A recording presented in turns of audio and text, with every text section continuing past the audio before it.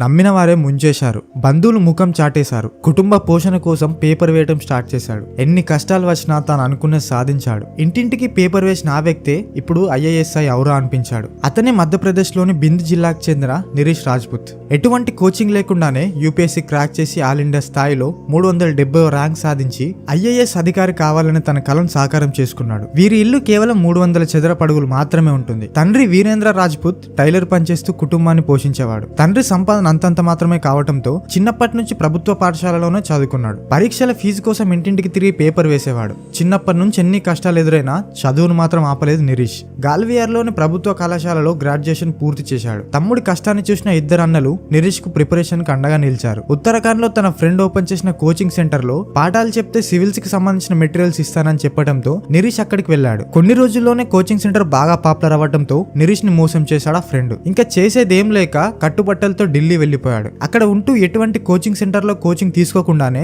తన 4th attempt తో civils పరీక్షల్లో ఆల్ ఇండియా లెవెల్లో 370 ర్యాంక్ సాధించి IAS అయ్యాడు. అనుకునే సాధించాలన్న పట్టుదల ఉండాలే కానీ ఏదైనా సాధ్యమే అంటూ చేసి చూపించాడు నిరీష్. మరి నిరీష్ గురించి మీ అభిప్రాయం ఏంటో కామెంట్ చేయండి. ఇలాంటి మరింత మంచి కంటెంట్ కోసం ఛానల్ ని సబ్స్క్రైబ్ చేయండి.